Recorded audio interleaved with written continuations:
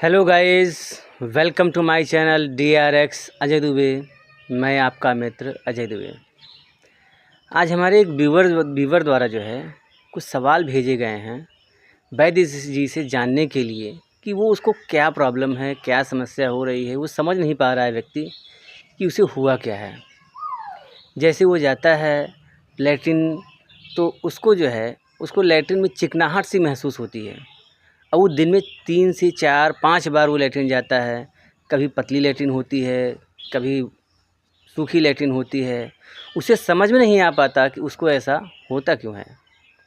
वो बहुत जगह एलोपैथिक मेडिसिन में और लोगों को दिखा भी चुका है।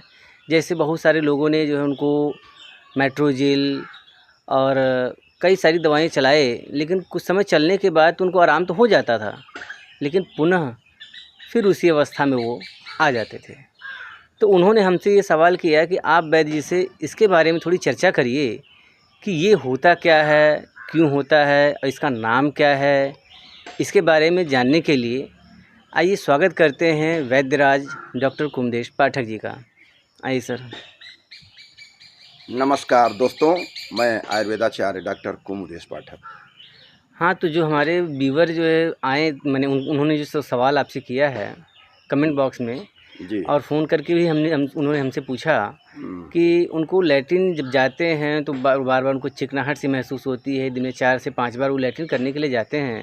जी जी। तो इस अवस्था को क्या कहेंगे? वो इस अवस्था से थोड़े परेशान हैं, तो इनमें उनकी मदद करने के लिए आप कुछ उपाय बताइएगा। देखिए, ऐसा है, जब आपके शरीर में रोग हो, चाहे वो एलिमेंट्री कैनाल का रोग हो, चाहे संपूर्ण शरीर का रोग हो, तो हमारे आयुर्वेद में एक सूत्र है। उस सूत्र से पूरी रोगों का डायग्नोसिस हो जाता है। वो सूत्र क्या है कि सर्वेषां मेव रोगाणाम निदानम कुपितामला तत्प्रकोपस्य तु प्रोक्त विविधा हित सेवनम। इसका मतलब ये है कि हमारे शरीर में या हमारे पेट को या हमारे आंत को रोग उस तरह से होता है जब हम बाहर से कुछ अहित आहार विहार कर लेते हैं, गलत खान पान कर लेते हैं, संक्रमण अंदर पहुंच जाता है। तो हमारे शरीर में दोषों का बहुत बड़ा महत्व है। दोष होते हैं 3, जिसे वात पित्त कफ कहते हैं। और इस वात पित्त कफ का स्थान है आपका शरीर, और जो बैक्टीरिया आपसे बाहर से जाएंगे संक्रमित, वो आपके दोष को दूषित करेंगे। जब आपका दोष दूषित होगा तब आपका शरीर दूषित होगा। तो बाहर के खान पान से इस प्रकार की बीमारियां बन जाती हैं। जिस तरह से आप चर्चा कर रहे हैं उससे लगता है या तो अल्सरेटिव कोलाइटिस है या क्रोहन्स डिजीज होता है, उससे वो पीड़ित है व्यक्ति। अच्छा, तो ये सर बताइए, जो आप कोलाइटिस के बारे में बता रहे हैं, ये कोलाइटिस होती क्या है और ये कैसे होता है लोगों को? जी, कोलाइटिस है एक आपके आहारनाल के निचली भाग का, यानी यूँ कह लीजिए जिसमें कि बड़ी आंत और मलाशय संक्रमित होता है।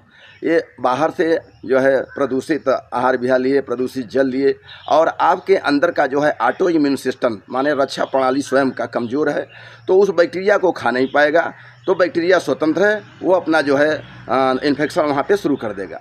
तो ये बीमारी आपके मलाशय की है और बड़ी आंत का है। क्योंकि मैंने कहा ना कि जब आपका मल दूषित होगा तत्प्रकोपस्य तु प्रोक्त विविधा हित सेवनम। तो कौन दूषित होता है? मल। सर्वेषां मेव रोगाणाम निदानम कुपितामला। हमारे मल को प्रदूषित करते हैं। तो हमारे मल शरीर में 3 हैं। वो कौन है? स्वेद है, पुरीस है, पसीना है। और पुरीस का मतलब यही मलाशय से संबंधित है, स्टूल से संबंधित है। तो पुरीस में यानी इन्फेक्शन अगर हुआ तो वहाँ से वो ऊपर चढ़ना शुरू करेंगे इन्फेक्शन, बड़ी आंत तक अपना संक्रमण दिखाएंगे। वही जब और आगे ऊपर बढ़ जाएगा तो छोटी आंत में पहुँच जाएगा। जब छोटी आंत डेडुनम जेजुनम इन जगह होता है तो उसे क्रोहन्स डिजीज कहते हैं। पर अभी मैं आपको बता रहा हूँ अल्सरेटिव कोलाइटिस मलाशय तथा बड़ी आंत की बीमारी है। अच्छा, ये एलोपैथ में कौन सी बैक्टीरिया का संक्रमण है ये? जी, एलोपैथ वाले कहते हैं कि इसमें सिगेला, साल्मोनेला, अर्सिनिया प्रेस्टिस, कंपाइलोबैक्टर और इस्रेचिया कोलाई, इस प्रकार के बैक्टीरिया का संक्रमण होता है। और वो इन्फेक्शन करके ये रोग को फैलाता है। सीडो मेम्ब्रेन को तोड़ करके वहाँ से अल्सर जैसा बना देता है। तो आपके लैट्रिन में म्यूकस आएगा और रक्त आएगा। तो ये सब लक्षण वो दिखाता है, वो इन्फेक्शन वहाँ पैदा कर देता है। अच्छा, रक्त आएगा तो ये बवासीर में भी जाएगा कि इसमें ही जाएगा? नहीं, ये आएगा तो रक्तातिसार के अंतर्गत कह सकते हो, पर बवासीर नहीं कहेंगे। क्योंकि बवासीर में हमेशा स्वच्छ ब्लड आता है, फ्रेश। जैसे अभी चोट लगा है तो उस प्रकार का फ्रेश ब्लड लगेगा। जो ये ब्लड आएगा ये काला आएगा। इस काले ब्लड को मैलीना कहते हैं। अच्छा, ये बात सही है आपकी। अच्छा ये बताइए कि जो आप ये रोग के बारे में बता रहे हैं, तो जी ये क्या छोटी आँत और बड़ी आँत का जहाँ पे जॉइंट होता है, वहाँ होता है या मलाशय या ये तीनों जगह जो हो सकता है? जी, आपका प्रश्न बहुत अच्छा है। जब केवल अल्सरेटिव कोलाइटिस की बात होती है तो नाभि के नीचे बड़ियाँ तथा मलाशय को संक्रमित करता है। लेकिन जब हम ऊपर की बात करेंगे तो क्रोहन डिजीज के अंतर्गत आ जाएगा, जिसमें डेड्यूनम, जेजुनम, इलियम, छोटी आँत सब कुछ आता है। तो बिल्कुल दोनों लक्षण दोनों में मिलते हैं। क्रोहन डिजीज में भी वही लक्षण मिलेगा और अल्सरेटिव कोलाइटिस में मिलेगा। पर जो है वो जब नीचे बहुत दर्द हो, नाभि के नीचे बहुत दर्द हो, ऐंठन के साथ दर्द हो, बार बार उल्टी जैसा लगे और लगे कि लैट्रिन बार बार होगा, मन अरुचि जैसा रहता है, पेट में हमेशा मरोड़ बना रहता है, तो ये आप अल्सरेटिव कोलाइटिस की बात कर रहे हैं। हाँ, जैसे लोग होता है कि लैट्रिन करके आए हैं, उनके बाद उनको लगता है कि नहीं एक बार थोड़ा और चला जाया जाए। जी, जाते भी हैं। कभी कभी क्या होता है कि आपके जो है पैंट में भी हो जाता है, इस तरह से म्यूकस थोड़ा मोड़ा आ जाता है हाँ, ये चीज़ें तो कई लोगों के पास जो और है ये शिकायत समस्याएँ आता है। हैं। तो ये सब बिल्कुल अल्सरेटिव कोलाइटिस के ही लक्षण है। अल्सरेटिव कोलाइटिस के ही लक्षण हैं ये। जी अच्छा, ये उसमें हो गया। जी अच्छा ये बताइए जो एलोपैथ में इस समय आईबीएस और आईबीडी जो है बहुत सारे लोग चर्चा में लाते हैं, जी ये दोनों चीज़ें होती क्या हैं, इसका अंतर क्या है? जी, जब आईबीडी कोई कहे तो आप इसका मतलब समझिए कि inflammatory Wavell disease. Inflammatory vowel disease. हाँ, और जब आईबीएस कोई कहे तो irritable bowel syndrome. Irritable bowel syndrome ये साइकोजेनिक होता है, जबकि इन्फ्लेमेटरी बावेल डिजीज जो है ये बिल्कुल इन्फेक्टिव होता है, इन्फेक्शन के तहत होता है, बैक्टीरिया के तहत होता है। जिन बैक्टीरिया का मैंने नाम गिनाया वही बैक्टीरिया हैं जो आपके खान पान से गए, प्रदूषित जल से गए, प्रदूषित खाने पीने से गए, चाहे जैसे भी गए। पर इन सब में सबसे बड़ा कारण आपका ऑटो इम्यून डिसऑर्डर है। आपकी स्वयं की रक्षा प्रणाली कमज़ोर है। नहीं तो हमारे आत्मरक्षा प्रणाली अगर सही रहे, बात पित्त कफ तीनों साम्यावस्था में रहें तो बहुत बैक्टीरिया कोने में पड़े रहते हैं, वो कुछ नहीं कर पाते इस शरीर का, वो बिल्कुल देखते रहते हैं, क्योंकि हमारा इम्यून सिस्टम स्ट्रांग है। तो इस बीमारी में जो भी डॉक्टर या जो भी वैद्य इम्यून सिस्टम को स्ट्रांग कर ले जाए वो ठीक कर ले जाएगा। मतलब कि अगर इम्यून सिस्टम ठीक हो गया तो वो बैक्टीरिया रहने के बावजूद भी काम करने योग्य नहीं रहेंगे। जी बिल्कुल, बात सत्य है।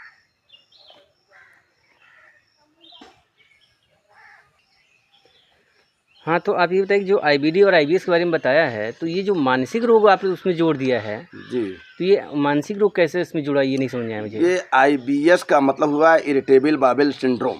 तो इसमें बहुत आपको समस्या नहीं होगा, लेकिन आपके दिमाग में ये बैठ जाएगा कि मेरा पेट साफ नहीं है। छोटी छोटी बातों पर टेंशन से, गुस्सा से थोड़ा मोड़ा जो है आप चिंतन ले लिए तो आपको लगेगा कि हमको तो लैट्रिन जैसा लग गया। तो ये एक तरह का, उसमें बहुत कुछ इन्फेक्शन नहीं होता है, लेकिन आप साइकोजेनिक हो जाते हैं। वो चीज़ जो है बार बार आप जाएंगे, थोड़ा मोड़ा होगा, लैट्रिन साफ होगा, नहीं होगा, तो ये बना रहता है। ये इरिटेबल बावेल सिंड्रोम है। इसमें बिल्कुल रोगाक्रांत शरीरस्य स्थानान्यष्टौ परिच्छेद नाड़ी मूत्रम मलम जिह्वा शब्द स्पर्श दिगाकृति के सूत्र से परीक्षण करवाना चाहिए वैद्य को। अच्छा ये बताइए जो आप इन्फ्लामेशन बता रहे हैं, ये इन्फ्लामेशन मतलब कहाँ होता है, आंतों में होता है या कहीं और? देखिए, इन्फ्लामेशन एक ऐसा शब्द है जो कि बहुत व्यापक है।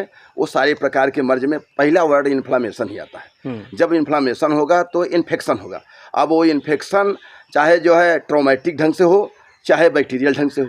ट्रॉमेटिक ढंग से होगा तो भी कुछ देर में वही इन्फेक्शन होगा, बैक्टीरिया बनेंगे।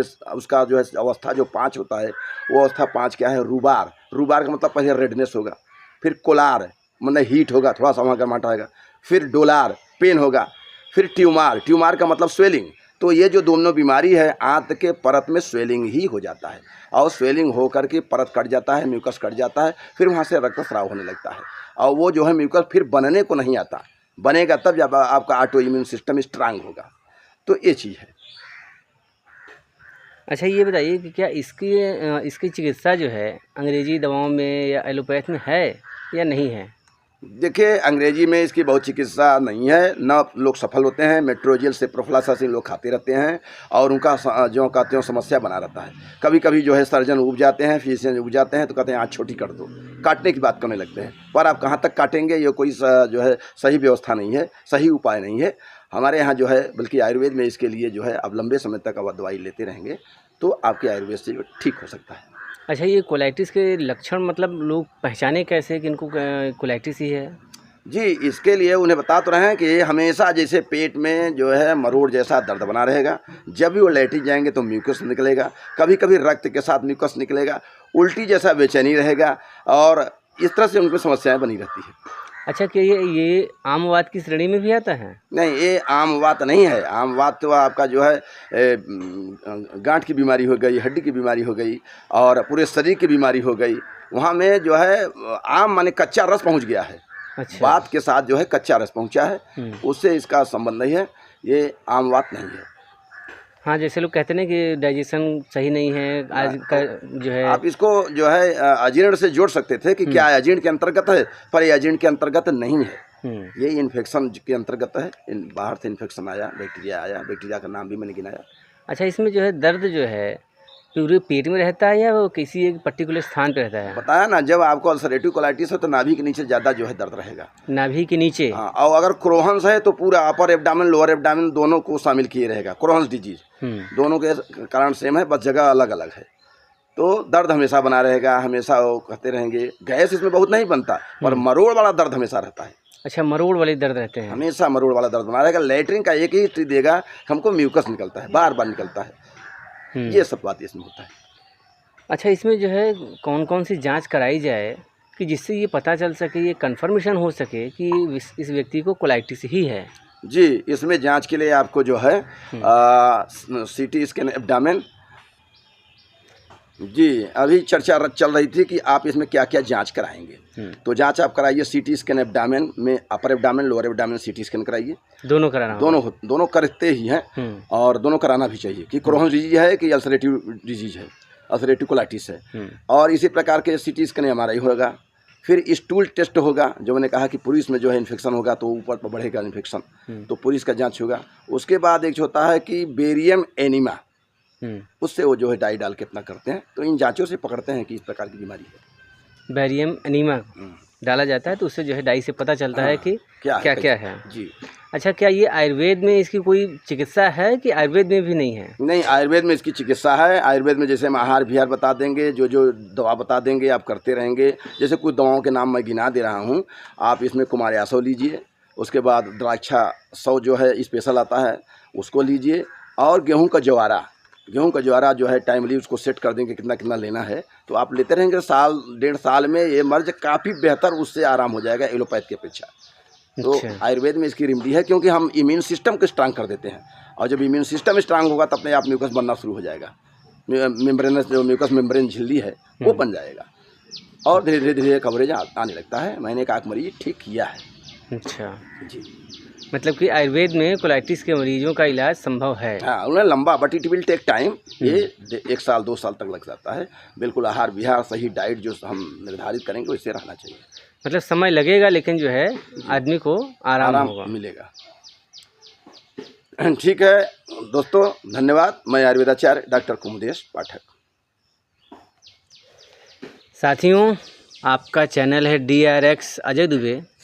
आप इसे ज़्यादा से ज़्यादा शेयर करिए और कुछ भी अगर इस वीडियो में आपको कुछ सुझाव देना है या कोई कमेंट करना है तो आप कमेंट बॉक्स में आकर के सुझाव दे सकते हैं, बता सकते हैं और सहयोग भी कर सकते हैं कि इसमें कोई गलती है, कहीं कुछ आपको प्रश्न है, कुछ आपको उत्तर है, आप दे सकते हैं और पूछ भी सकते हैं कि आपको क्या चाहिए। क्या कुछ बातें समझ में बहुत सारे लोगों को नहीं समझ में आती हैं, तो आप कमेंट बॉक्स में आकर के उसको पूछिए। हमें बड़ी प्रसन्नता होगी कि आप लोग जो है सहयोग करें और ज़्यादा से ज़्यादा सपोर्ट करिए। आज के लिए सिर्फ इतना ही। धन्यवाद।